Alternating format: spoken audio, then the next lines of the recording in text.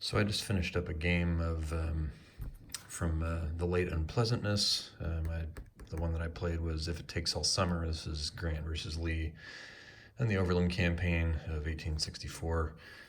This is the Compass Games title. Came out a few months ago. I picked it up on sale at, I think it was a miniature market sale or Cool Stuff.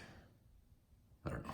One of those websites had it for 50% off or something like that. So I thought, well, originally I hadn't planned on getting it just because I hadn't really read anything about it.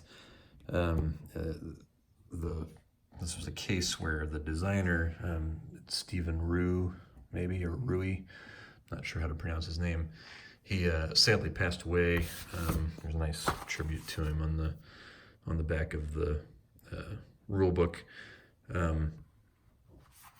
He passed away during development of this. The game had been designed, but the package had not been completely developed, and some of it shows just there's some errors in some typos, and nothing with the playability of it. I didn't have any problem playing it, but there was typos on the cards, typos on there's these force displays that you can use in place of the loss counters in the game, and these force displays. There's a number of errors on these. For the Union, for example, first of all, the 6th corps is listed as the 4th corps. They just inverted the Roman numerals there, and then here for the 5th corps they list Bernie and Mott for the 3rd and 4th divisions, when clearly, as you can see there, those are actually the 2 corps division commanders.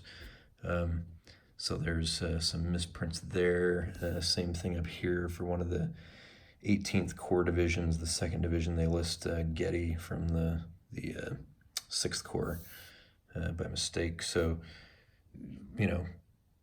typos and things like that. And then there's also some discrepancy between the maximum force amounts listed here on the force charts versus what's in the actual counters for the units. And there I just defaulted to what was on the counters. I figured that was correct, and that these force charts are probably incorrect. There was also, I don't know if there were, I can't remember if there were any force discrepancies on this Union track, but there were definitely some force size discrepancies on here. I think Early's counter is a 6, but this has him maxing at a 5. So just things like that. There weren't any transposed or messed up leader issues on the Confederate force track, but there were a couple of instances of actual force discrepancies between what the maximum listed here was versus the maximum on their counter. And then there's some card typos, and those were pointed out in the rule book. So that was a case where they knew that there were going to be some typos on these cards. None of them affect actual play. It's just in most of these, like the last word was cut off. So here, one use only removed from deck after use. It's supposed to say after use, and the use got cut off at the end. So it's just typos like that on the cards. So nothing that really affects playability or even comprehension. It's pretty clear what all the cards mean. And then a few other things up here on the sequence of play. You've got the C and D steps there, Confederate player turn, then Union player turn, but the rule book indicates that the Union goes first in this particular game. I'm not sure if it's the same for the Gates of Richmond game. I have not played that. I only played this one. And then for events, it says each player Confederate first draws 2 events cards. In the rules, it says the Union draws first, and then even in the example of play, it has the Union going first. So I defaulted to how the rules described it, how the example of play described it, and did not do it as the printed sequence of play on the map. So just lots of issues like that. Well, not lots. I pretty much explained all of them as I've found. There may be more. That's what I've found so far. But I did play a complete game of it, and it's a very light system, but I rather enjoyed it. And movement combat is very simple. Infantry units move 4, and it's point to point, as you can see in the classic sort of hideous point to point map style, where just lots of bubbles all over. But infantry moves 4, cavalry moves 6, leaders move 6. Units that are out of supply or attrition move 1 less. There are some green spaces on there. That's the wilderness up there. And then again, you've got the Totopotomy swamp down here. There's a special chart for that where you roll anytime somebody enters a green point in the wilderness. You roll to see what happens. Sometimes the attack doesn't even happen. Other times you get a negative DRM or a positive DRM. So I thought that was kind of a nice touch, because it brings into play that unique terrain around the wilderness there that made an open engagement between 2 armies a real roll of the dice to see how well it would go.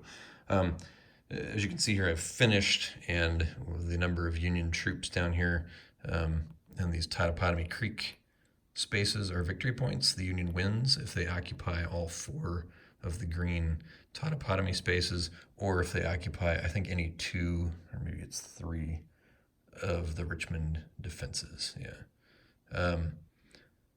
I ended up winning by occupying the 4 Totopotomy Creek spaces. You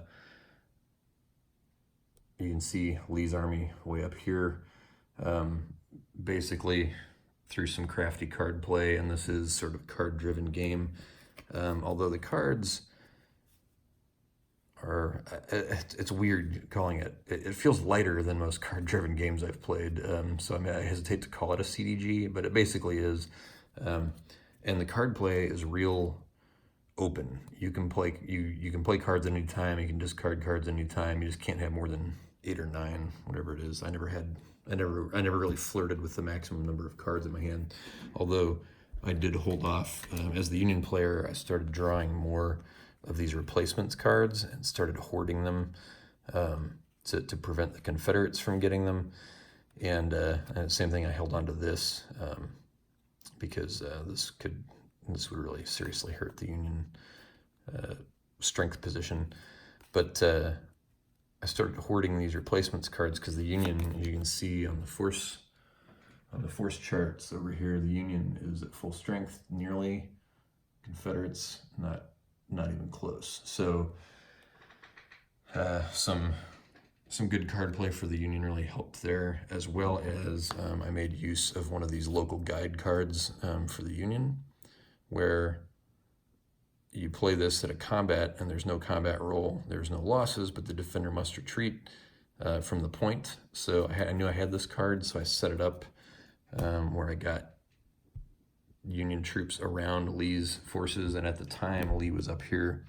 I had the Union depot at Fredericksburg, or it might have been down here. I think it ended with the Union supply depot down here at Panola Station.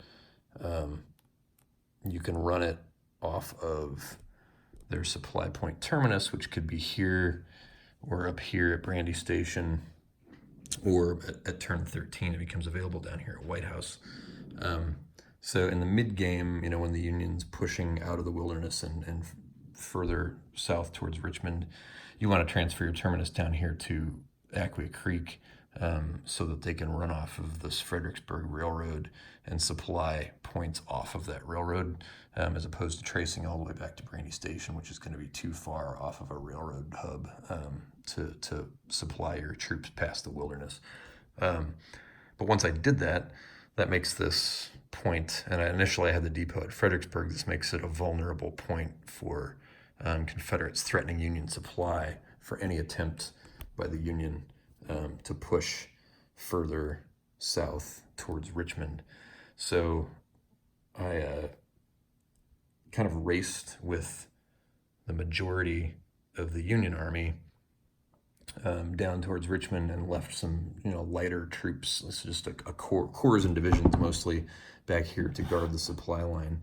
And I decided to try and exploit that with Lee, thinking, well, if I can break his supply line, it's not going to do him much good to get down here. His army will attrit, being out of supply.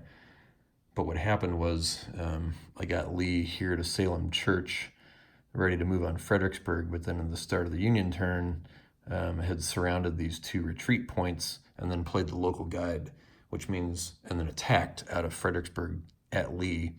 And there was no combat, which I surely would have lost because I had a much smaller, not much smaller, but somewhat smaller Union force here attacking him. But because there was no combat roll, it forced him to retreat, but he had nowhere to retreat. So if you can't retreat, then you have to lose half of your strength points. And this was Lee's giant stack. I think he had 21 troops there, so he lost 10 guys. You round down, which was devastating. And the Confederate armies never really recovered from losing 10 strength points. And then once they lose half their points, then you move them to a point where they can that's closer to their supply line. So essentially it's like they have to retreat through enemy forces and take significant losses. So that really, my attempt by Lee to focus on the Union supply chain really blew up in his face. And once Lee's major stack there is out of the picture, the equivalent Union monster stack down here kind of has free reign to work their way through here. I did a lot of blocking of strategic points with the Confederate forces that I did have down here to try and slow the Union advance. But then the Union got some more cards that I was able to pull off this Sheridan raids Richmond, where I got Union cavalry at Yellow Tavern and Meadow Bridge down here, had them race down here, and get this, which nullifies the Confederate turn for that phase, or the Confederate phase for that turn. So that prevented the Confederates from moving. And then I had something else. There was another card that I played that prevented the Confederates from moving, or from moving at full speed. So that really slowed Lee down from trying to catch up to the main Union force down here, because as much as it's tempting to go after the Union supply, if you don't stop the Union troops from getting down here, all they need to do is have 4 guys on these force bases and it's game over. So the rules say nothing about them needing to be in supply when that happens. They get there and it's done. So the Confederates can't be too casual about stopping the Union advance. Initially, I did a lot of hard fighting between the troops up here in the wilderness area and just south of the wilderness area. And, I realized as the Union, I can't sit here and fight. I'm never going to win that way. I need to get to the victory point locations. That's the only way that the Union can win. I think there may have been an option, because even killing Lee does not win for the Union. He just gets replaced. There's different, if Lee gets killed here, he gets replaced by A.P. Hill as an army commander counter, Longstreet has an army commander counter, and you can just cycle your way through Lee's generals if he gets killed. Now with Grant and Meade, Grant in fact did get killed, and if I had a complaint about the gameplay, it would be that leader casualties are very high, which was true. The officer casualties in the Civil War were incredibly high, but this game makes it, an army commander is not realistically going to be a casualty, but the leader whose leadership value you contribute to a combat has a potential to be killed in that combat. If you look at the combat results table, anything that rolls that has an asterisk next to it is where you check for leader loss. And so, the majority of the rolls you're getting aren't leader loss, but I rolled an inordinate number of 7s and 8s, and then had an 11 or more in a number of instances where I had to roll for Union casualties and just kept rolling 1s. And you don't even need just a 1. A 1 or a 2 will kill a leader. So you get a 1 in 3 chance that your leader is dead if there's going to be a casualty. And so as a result, I ended up with a ton of leader casualties, including Grant.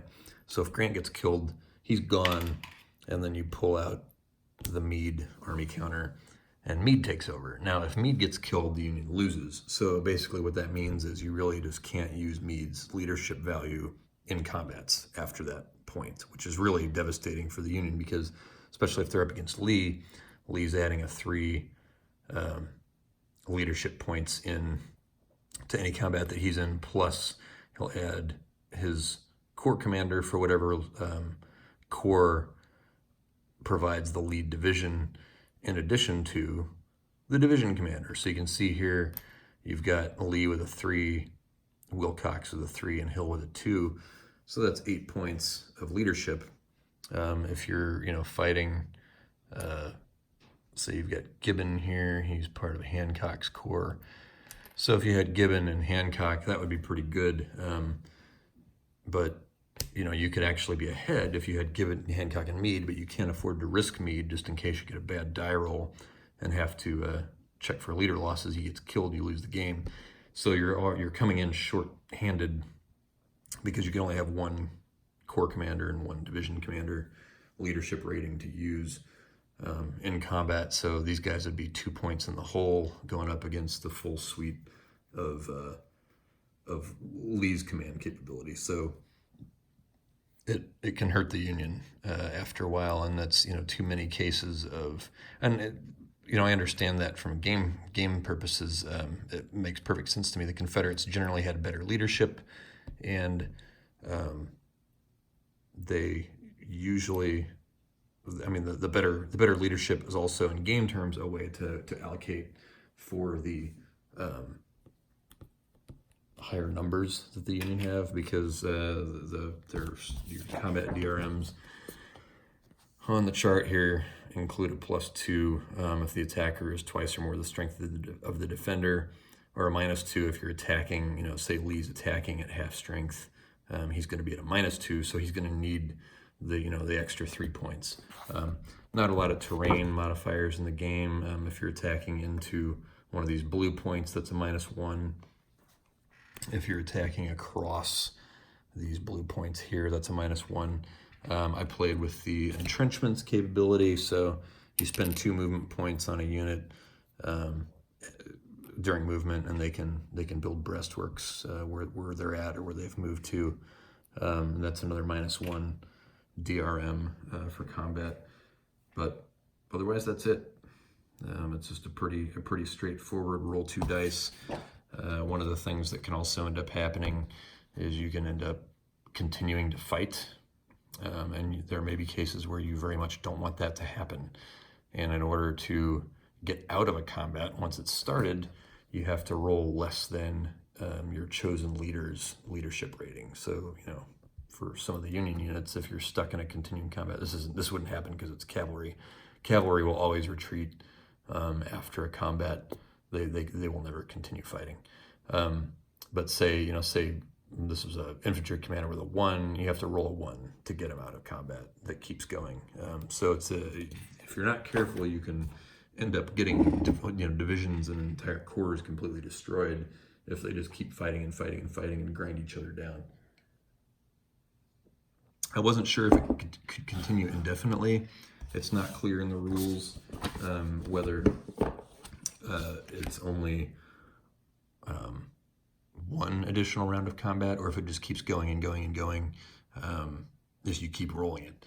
And my view was that it would keep going if you keep rolling it, because otherwise, why the extrication capability? So I just kept playing it. I had 1 combat that went maybe 6 or 7 rounds, and really took a toll on the infantry divisions. In fact, I think Early's entire division was destroyed. So you got to be very careful with your combat.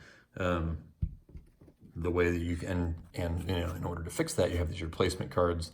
They vary. Some of them, on a 4 to 6, you get 3 points, and a 1 to 3, you get 2 points. I think some go as high as 4. There's lots of stuff that messes with people's movements. You've got rain, you got things like this, election pressures. This is good, a good card to play for the Confederates. They have a 2/3 chance to prevent the Union from attacking this turn, and then a smaller chance of giving the Union a bonus. Same thing here, prisoner exchange. It's a way for you to get a lot of points back, but you're also helping out your opponent. So there's ways to get your strength points back as the campaign goes on. There's these kinds of other screwage cards. Confederate Unions have their movement halved and can't attack. Lack of coordination. So another thing is you can only hit a certain point. You can only attack a certain point as many times per turn as there are approaches to that point, and you can't attack from the same direction. So I couldn't have one unit attack from here and then another unit come through and try and attack from that same direction. You have to attack from different points. This is a way to prevent these multiple attacks on a single point from happening. War Profiteers, there's more DRMs for combat. Here's a really bad replacements card where 1 through 3 gets you nothing, 4 through 6 only gets you 1. Here's a 3 and 4 one. And throughout the game, the Union really kept getting much luckier on these replacements cards than the Confederates did. So lots of card strategy involved, but again, not heavy card strategy. There's not, again, the rule set is super light. I thought maybe initially it was going to be too light to really hold my interest, but I'll tell you what I really enjoyed was the map. This plotting the great operational movements along this map was really a lot of fun because like a lot of point-to-point games, the strategy, there's a real big strategy involved in what points connect where. So protecting this Union supply line here, oh, this looks daunting. It's a huge railroad. How can they protect all these points? Well, there's only a few points that the Confederates can even get to it. So if you guard at these choke points, like here at Guinea Station, that's one way for the Confederates to try and hit the Union supply line. Again, down here at Milford Station is another point where they can hit the line, or at whatever it is, Panola Station. Here, here, here, and here are the only points they can hit. This is protected because there's no connecting point there for the Confederates to get to. Same thing here for whatever this is, Wofford and Bowling Green, also protected from across the river there. So you learn where these points are that you need to prevent enemy crossing, and that allows for some really great grand tactical operational thinking in terms of how you're protecting your supply line for this advance into the Confederate position. The Confederates, conversely, are trying to focus on these main river crossing points where they can potentially try and block larger Union forces because they'll get a helpful DRM there. So it became very puzzly in that regard of how to optimize your how fast you're moving along these points, but B, managing your supply lines as well. The Confederates have a much easier supply line where they can always supply off of this, and then their depot, like the Union has here, they don't actually have a counter for it, but they can basically use any point on the rail line as their depot, and then move 8 points away from that to up to 8 points away from that to supply. So as long as the Confederates control any railroad point, they can pretty much project supply anywhere they need to fairly easily. So I never felt like the Confederates were in any danger of getting supply cut off. So overall, gameplay wise, I enjoyed it. Super light, but very, very fun manipulating my way around this map. And of course, I'm a big fan, as it were, of the Overland campaign in general. So it was a lot of fun just to have, the historical unit counters and all that stuff of having each division with the guy's picture and name there. Some good historical flavor there.